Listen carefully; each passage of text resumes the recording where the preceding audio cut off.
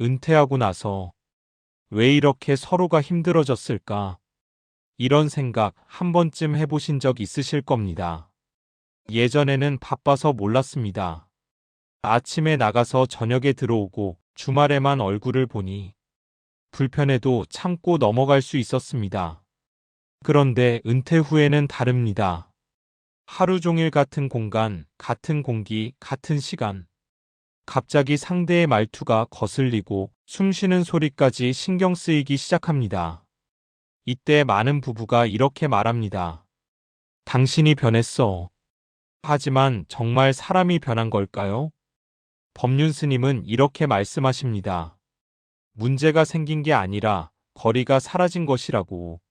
함께 있는 시간이 늘어났을 뿐인데 우리는 그걸 사랑의 시험처럼 받아들입니다. 그래서 참다가 쌓이다가 어느 순간 폭발합니다. 은퇴 후 부부 갈등은 갑자기 생긴 문제가 아닙니다. 보이지 않던 균열이 이제야 드러난 것뿐입니다. 오늘 이 이야기는 누가 옳고 그른지를 따지는 시간이 아닙니다. 왜 이렇게 힘들어졌는지 그 진짜 이유를 마주하는 시간입니다. 구독하시면 매일 새로운 인생 진리에 대해 감상하실 수 있습니다. 오늘도 평안하세요. 평생을 함께 했는데 왜 은퇴하고 나서 더 답답하십니까?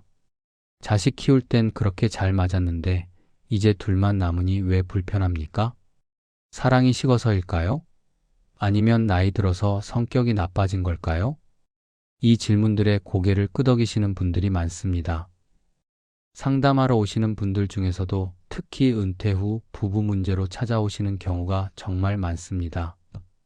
그런데 여러분, 제가 오늘 분명히 말씀드리고 싶은 게 있습니다. 문제는 사람이 아닙니다. 당신이 변한 것도 아니고 상대방이 나빠진 것도 아닙니다. 사람은 그대로인데 상황이 바뀐 겁니다. 그런데 우리는 그걸 모르고 사람을 탓합니다. 당신 요즘 왜 그래? 예전엔 안 그랬잖아? 이렇게 말하면서 상대를 바꾸려고 합니다.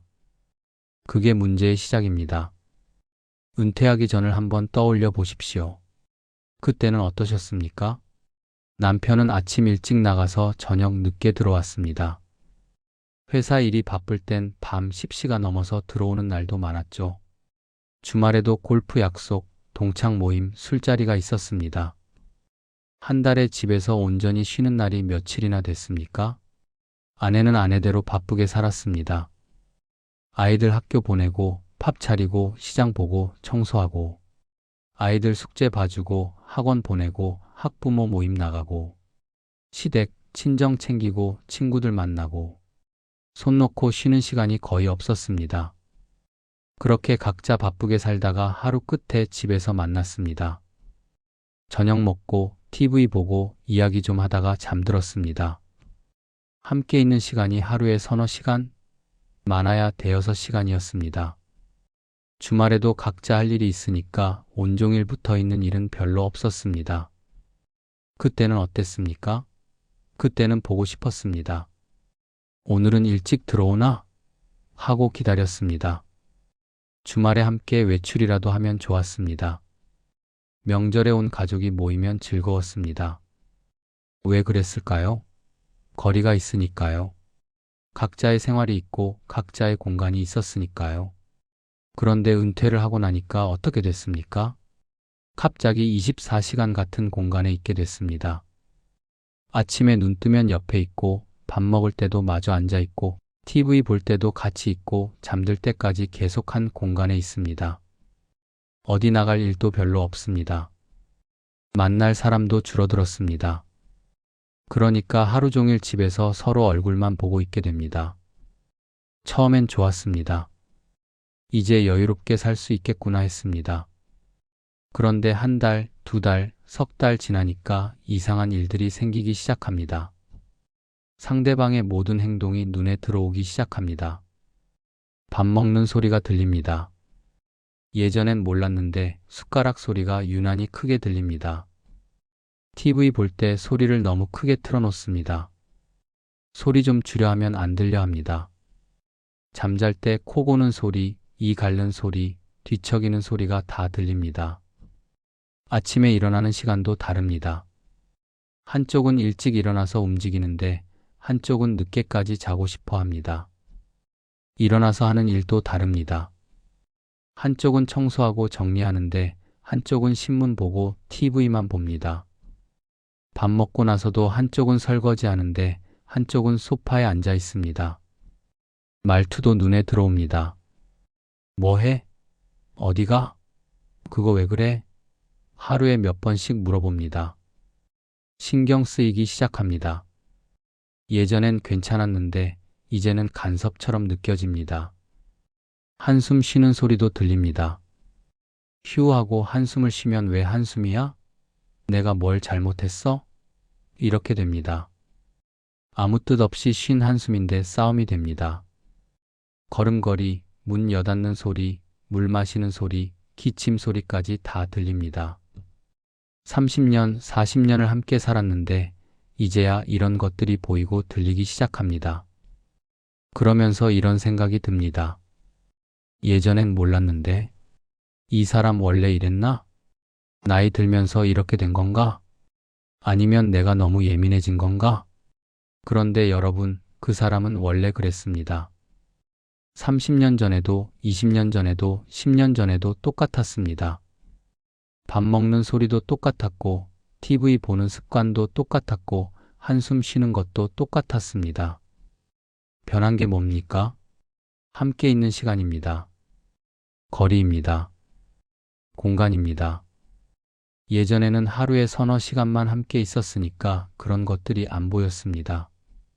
아니, 보여도 괜찮았습니다. 피곤해서 그러겠지 오늘 힘들었나 보다 하고 넘어갔습니다.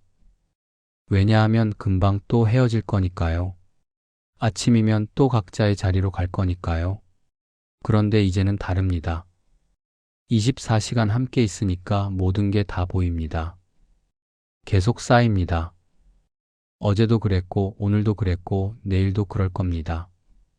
끝이 없습니다. 벗어날 수가 없습니다. 그러니까 참았던 것들이 터지기 시작합니다. 당신 밥 먹을 때 소리 좀 안 나게 먹어. TV 소리 좀 줄이라니까. 왜 맨날 집에만 있어? 좀 나가. 나가라면서 왜 어디 가냐고 물어? 이렇게 됩니다. 한마디 한마디가 쌓여서 큰 싸움이 됩니다. 그리고 서로 이렇게 생각합니다. 이 사람 변했어.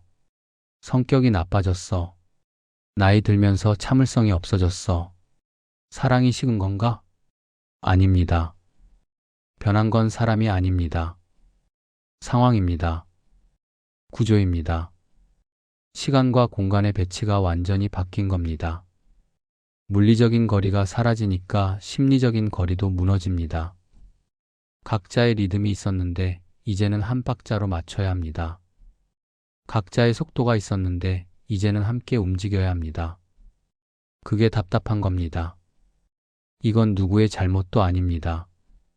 당신이 이기적이어서도 아니고 상대방이 배려가 없어서도 아닙니다. 그냥 가까워진 겁니다. 너무 가까워진 겁니다. 가까워졌다고 다 좋은 게 아닙니다. 사람과 사람 사이에는 적당한 거리가 필요합니다. 너무 멀어도 외롭고 너무 가까워도 숨이 막힙니다. 은퇴 전에는 적당한 거리가 있었습니다. 그래서 괜찮았습니다. 그런데 은퇴 후에는 거리가 사라졌습니다. 그래서 힘든 겁니다. 여러분, 이해가 되십니까? 문제는 사람이 아닙니다. 사랑이 식은 것도 아니고 성격이 나쁜 것도 아닙니다. 단지 너무 가까이 있게 된 겁니다. 그게 전부입니다. 그럼 이제 어떻게 해야 할까요? 어떻게 하면 이 답답함에서 벗어날 수 있을까요? 갈등은 어디서 시작되고 왜 점점 깊어지는 걸까요? 그럼 이제 무슨 일이 벌어질까요? 너무 가까워진 두 사람 사이에서 실제로 어떤 일들이 일어나는지 보십시다. 문제는 여기서부터 시작됩니다. 거리가 사라지고 나면 각자의 방식이 충돌하기 시작합니다. 남편은 평생을 회사 다니면서 살았습니다. 아침 7시에 일어나고 8시에 출근하고 점심은 12시에 먹고 저녁 6시에 퇴근하고 이렇게 규칙적으로 살았습니다. 회사에서는 계획이 있었고 목표가 있었고 해야 할 일이 정해져 있었습니다. 그게 익숙합니다. 그게 편합니다. 그런데 은퇴하고 나니까 갑자기 할 일이 없어졌습니다. 그래도 몸에 밴 리듬은 그대로입니다. 아침에 일찍 일어나고 싶고 규칙적으로 살고 싶고 뭔가 계획을 세우고 싶습니다. 오늘은 뭐 할까? 생각합니다. 그래서 아내한테 말합니다. 오늘 날씨 좋은데 산책 갈까? 점심에는 뭐 먹을까? 밖에 나가서 먹을까? 다음 주에 여행 한번 갈까? 어디가 좋을까? 그런데 아내는 다릅니다.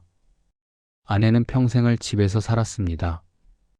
아침에 일어나는 시간도 그때그때 달랐고 밥 먹는 시간도 정해진 게 없었습니다. 아이들 학교 가면 그때 먹고 빨래하다가 배고프면 그때 먹고 이렇게 유연하게 살았습니다. 계획을 세우기보다는 그때그때 상황에 맞춰 움직였습니다. 그게 익숙합니다. 그게 편합니다.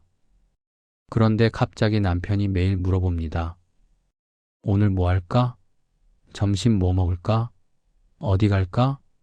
대답하기가 부담스럽습니다. 그냥 편하게 있고 싶은데 자꾸 계획을 세우라고 합니다. 그러면서 부딪히기 시작합니다. 아침 7시에 일어나서 산책 가자. 오늘은 좀 더 자고 싶은데. 점심은 12시에 먹어야지. 아직 배 안 고픈데?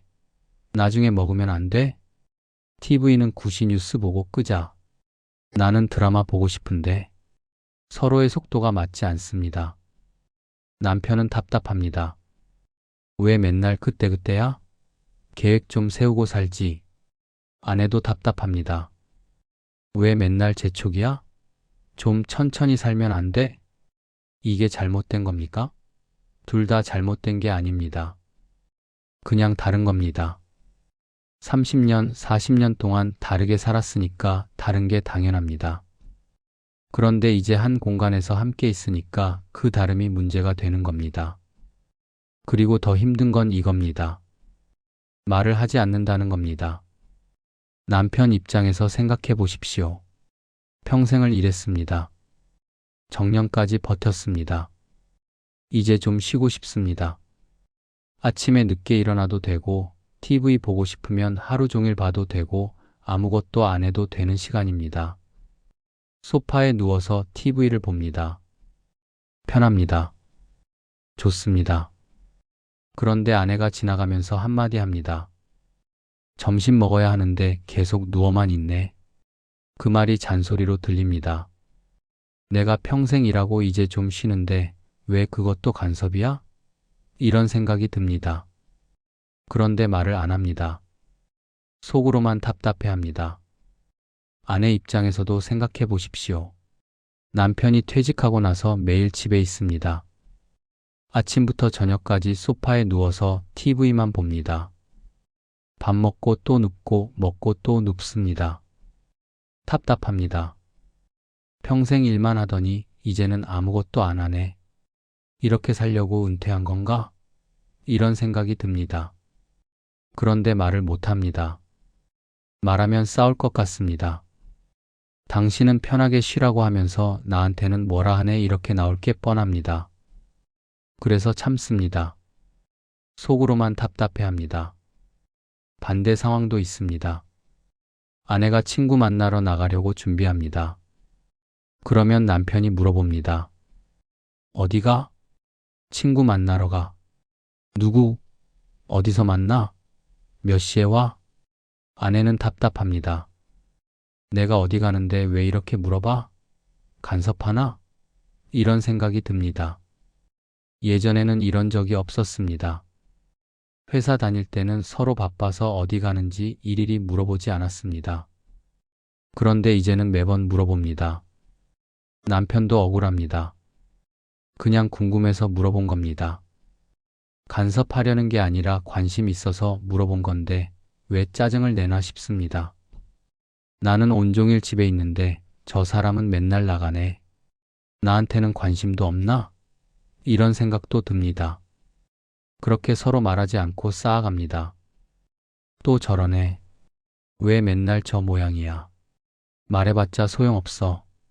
속으로만 생각합니다. 밖으로 말을 안 합니다. 그러다가 어느 날 한 번에 터집니다.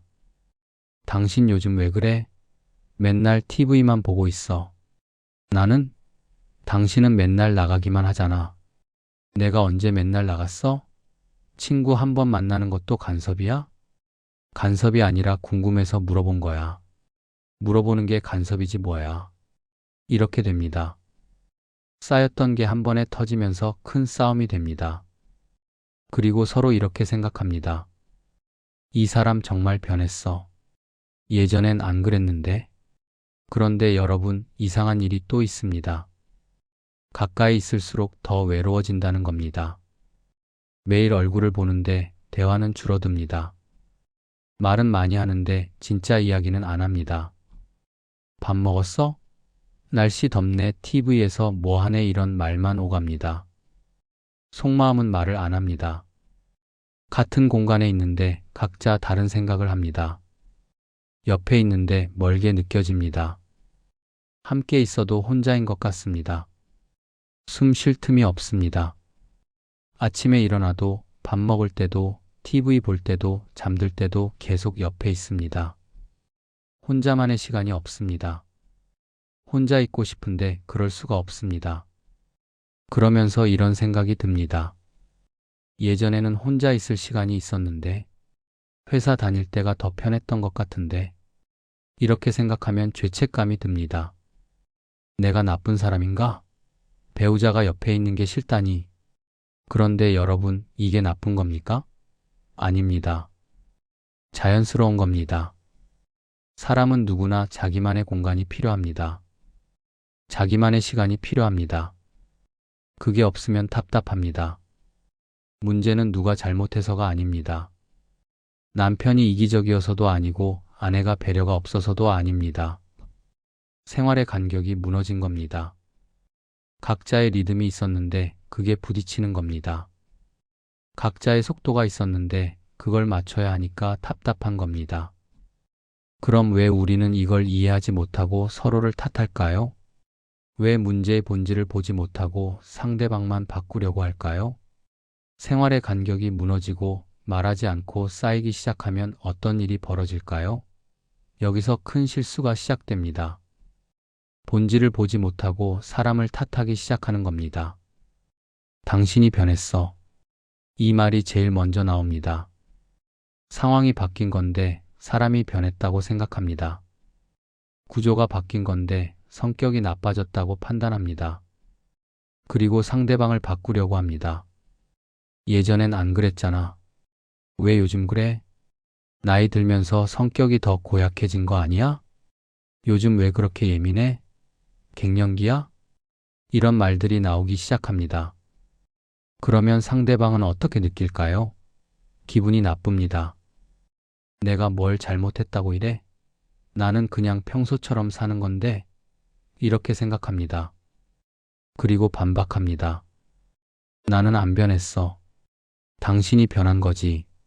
내가 예민한 게 아니라 당신이 너무 간섭하는 거야. 내 성격이 나쁜 게 아니라 당신이 이해를 안 하는 거야. 이렇게 서로가 서로를 문제로 봅니다. 상황을 보는 게 아니라 사람을 봅니다. 당신 때문에 힘들다. 당신이 좀 바뀌면 괜찮을 텐데 이렇게 생각합니다. 그러면서 상대를 고치려는 말들이 쌓입니다. TV 소리 좀 줄이라니까. 밥 먹을 때 소리 좀 안 나게 먹어. 맨날 집에만 있지 말고 좀 나가. 어디 가냐고 물어보면 대답이나 좀 해. 하루에도 몇 번씩 이런 말이 오갑니다. 말하는 사람은 좋은 말 하는 건데 왜 안 들어? 이렇게 생각합니다. 듣는 사람은 왜 자꾸 나를 바꾸려고 해? 이렇게 느낍니다. 그렇게 서로가 서로를 문제로 인식하기 시작하면 두 가지 반응이 나옵니다. 참거나 폭발하거나. 먼저 참는 사람의 심리를 보십시다. 말해봤자 또 싸우겠지. 어차피 안 변해. 평생 저렇게 살았는데 지금 바뀌겠어? 그냥 참자. 얼마나 더 살겠어. 나 좀 참으면 되지. 이렇게 생각합니다. 그래서 말을 안 합니다. 속으로만 사깁니다. 답답해도 말을 안 하고 화가 나도 참습니다. 표정으로만 보여줍니다. 한숨으로만 표현합니다. 그런데 그게 계속 쌓입니다. 어제도 참고 오늘도 참고 내일도 참습니다. 일주일, 한 달, 1년이 지나갑니다. 그 사이 몸이 아프기 시작합니다. 소화가 안 되고 잠이 안 오고 두통이 생깁니다. 병원에 가면 스트레스 때문입니다. 이렇게 나옵니다. 속으로 사귀면서 병이 되는 겁니다. 그러다가 어느 날 터집니다. 폭발합니다. 사소한 일이 계기가 됩니다. 밥 먹을 때 숟가락 소리가 났다든지, TV 소리가 시끄러웠다든지, 어디가? 하고 물어봤다든지, 별것 아닌 일인데 그동안 쌓였던 게 한 번에 나옵니다. 당신 밥 먹을 때 소리 좀 그만 내. 맨날 말해도 안 듣고, TV 소리 좀 줄이라니까. 귀가 멀었어? 귀가? 왜 자꾸 어디 가냐고 물어봐. 간섭이야 뭐야. 큰 소리가 납니다. 문을 쾅 닫습니다. 그리고 며칠 동안 말을 안 합니다. 같은 집에 살면서 서로 외면합니다. 밥도 따로 먹고 TV도 따로 보고 방도 따로 씁니다. 며칠 지나면 다시 조용해집니다. 겉으로는 괜찮아 보입니다. 그런데 속으로는 상처가 남았습니다. 그때 그 말은 너무했어. 왜 그렇게까지 말했을까? 서로 상처를 주고받은 겁니다. 그리고 또 참습니다. 또 쌓입니다. 또 터집니다. 이게 반복됩니다. 어떤 날은 침묵으로 지나가고 어떤 날은 잔소리로 가득합니다. 어떤 날은 폭발하고 어떤 날은 참습니다. 대화가 아닙니다. 일방통행입니다. 한쪽은 말하고 한쪽은 듣지 않습니다. 한쪽은 고치려 하고 한쪽은 버팁니다. 이해하려는 게 아니라 이기려고 합니다. 제가 상담하면서 많은 분들을 만났습니다. 그 중에서 특히 가슴 아팠던 이야기들이 있습니다. 60대 부부들이 가장 많이 후회하는 선택들입니다. 첫 번째 사연입니다. 60대 중반의 부부였습니다. 남편이 은퇴하고 3년 정도 지났을 때였습니다. 매일 싸웠습니다. 아침부터 저녁까지 서로 얼굴 보기가 싫었습니다. 참다 못한 아내가 집을 나갔습니다. 딸 집으로 가서 몇 달을 살았습니다. 처음엔 시원했습니다. 이제 좀 숨통이 트이네 했습니다. 그런데 시간이 지나니까 외로웠습니다. 서로가 그리웠습니다. 1년쯤 지나서 다시 모였습니다. 그런데 그 여성이 제게 이렇게 말했습니다. 스님, 다시 모이긴 했는데요. 그때 생긴 상처가 아직도 남아있어요. 남편은 제가 집을 나간 게 섭섭했대요. 저는 남편이 붙잡지 않은 게 서운했고요. 1년이라는 시간이 그냥 사라진 게 아니에요. 그 사이에 벌어진 틈이 여전히 있어요. 차라리 그 시간에 대화를 시도했으면 어땠을까? 그런 생각이 들어요. 별거를 선택한 걸 후회하는 겁니다. 물론 그 선택이 필요한 경우도 있습니다. 하지만 대부분은 대화 없이 선택한 결정입니다. 말을 안 하다가 한계가 와서 나가는 겁니다. 그러면 상처만 더 깊어집니다. 두 번째 사연입니다. 70대 초반의 여성이었습니다. 남편과의 갈등이 심해지면서 자식들한테 하소연을 많이 했습니다. 아들한테 전화해서 아버지 흉을 봤습니다. 딸한테 만나서 아버지 불만을 늘어놓았습니다.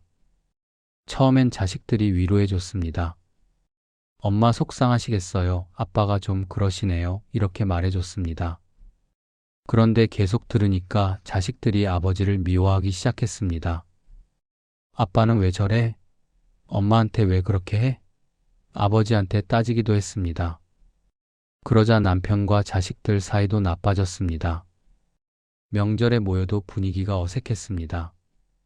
아버지는 자식들이 자기를 안 좋게 본다는 걸 알았습니다. 아내가 자기 흉을 봤다는 것도 알았습니다. 섭섭했습니다. 화가 났습니다. 그 여성이 제게 이렇게 말했습니다. 스님, 제가 큰 실수를 했어요. 부부 문제는 부부가 풀어야 하는데 자식들을 끌어들였어요. 남편한테 직접 말했어야 했는데 자식들한테 먼저 말했어요. 그래서 가족 관계 전체가 틀어졌어요. 지금은 남편하고 조금 나아졌는데 자식들은 아직도 아버지를 좋게 안 봐요. 제가 만든 상처예요. 부부 문제를 자식들에게 하소연한 걸 후회하는 겁니다. 자식들은 부모 양쪽을 다 사랑합니다. 그런데 한쪽 편만 들으면 다른 한쪽을 미워하게 됩니다. 그러면 가족 전체가 힘들어집니다. 세 번째 사연입니다. 65세 남성이었습니다. 아내와 사이가 안 좋았습니다. 친구들 만나면 아내 험담을 했습니다. 우리 집사람은 말이야 하면서 불만을 쏟아냈습니다. 친구들은 웃으면서 들어줬습니다. 다 그렇지 뭐 우리 집도 그래 이렇게 맞장구 쳐줬습니다. 그런데 그 말이 돌고 돌았습니다. 아내 친구 귀에 들어갔고 결국 아내한테까지 전해졌습니다. 아내는 충격을 받았습니다. 밖에서 내 흉을 보고 다녔구나, 친구들 앞에서 나를 그렇게 말했구나, 배신감을 느꼈습니다. 그 남성이 제게 이렇게 말했습니다. 스님, 그냥 속풀이 하려고 한 말이었어요. 집사람한테 직접 말하기는 그렇고 친구들한테 푸념 좀 한 거였어요. 그런데 그게 돌고 돌아서 집사람 귀에 들어갔어요. 지금도 그 얘기만 나오면 집사람이 울어요. 몇 년이 지났는데도 그 상처가 안 아물었어요. 그때 차라리 집사람한테 직접 말할 걸 그랬어요. 주변 사람들에게 배우자 험담한 걸 후회하는 겁니다. 친구들 앞에서 한 말이 결국 돌고 돌아 상대방에게 상처가 됩니다. 이 세 가지 이야기의 공통점이 뭡니까? 처음엔 문제를 해결하려고 했습니다. 그런데 어느새 감정 싸움으로 바뀌었습니다. 이기고 지는 게 중요해졌습니다.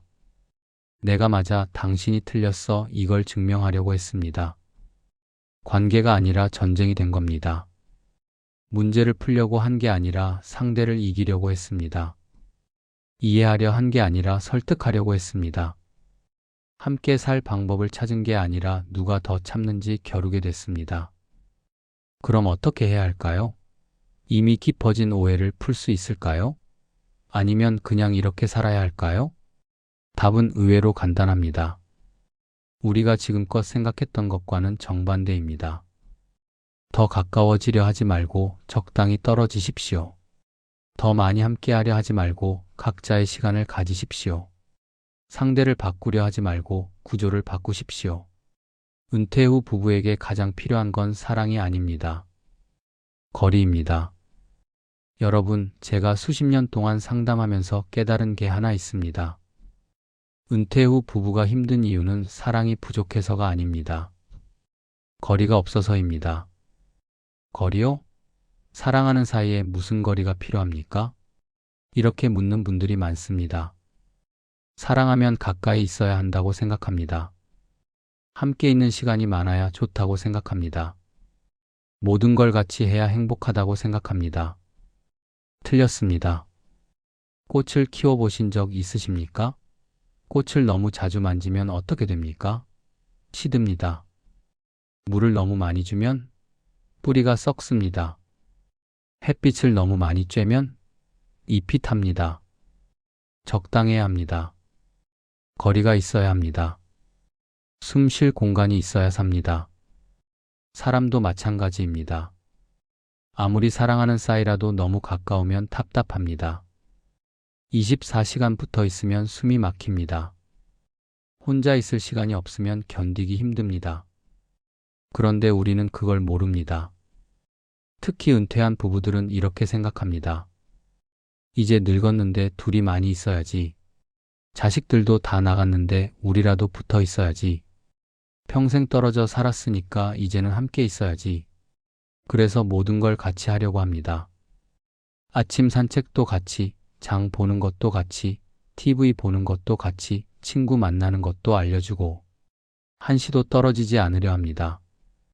그러면 어떻게 됩니까? 답답해집니다. 질식합니다. 도망가고 싶어집니다.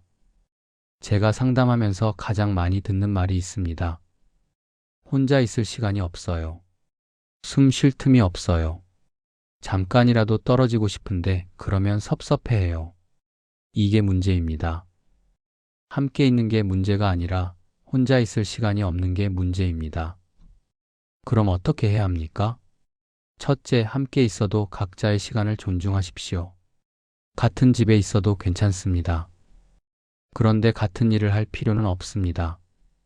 한쪽은 거실에서 TV를 보고 한쪽은 방에서 책을 읽어도 됩니다. 한쪽은 산책을 나가고 한쪽은 집에 있어도 됩니다. 어디가? 물어보지 마십시오. 알려주고 싶으면 알려주고 아니면 말고.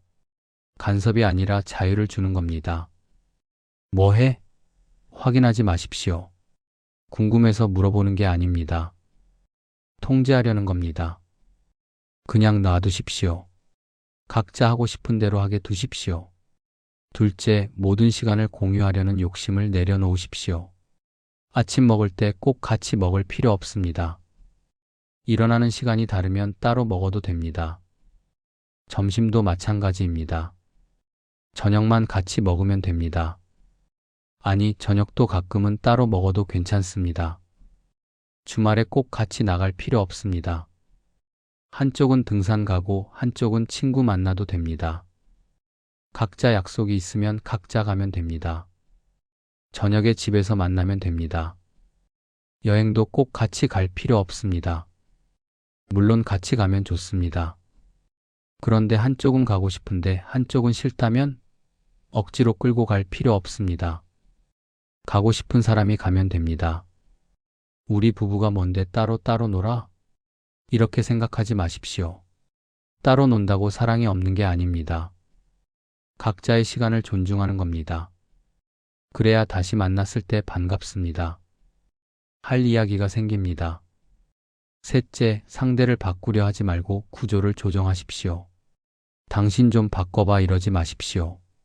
70년을 그렇게 살아온 사람이 지금 바뀝니까? 안 바뀝니다. 바꾸려고 하면 싸움만 납니다. 대신 구조를 바꾸십시오. 생활 방식을 조정하십시오.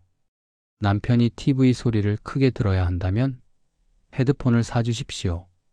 아니면 TV가 있는 방을 따로 쓰게 하십시오. 남편은 크게 들을 수 있고 아내는 조용할 수 있습니다. 아내가 늦게 일어나고 싶다면 그냥 두십시오. 일찍 일어나는 사람은 혼자 일어나서 산책 다녀오면 됩니다. 깨우려고 하지 마십시오. 한쪽은 덥다고 하고 한쪽은 춥다고 하면 방을 나누십시오. 이상한 게 아닙니다. 노인네들 중에 방 따로 쓰는 사람 많습니다. 그게 더 편합니다. 잠도 잘 옵니다.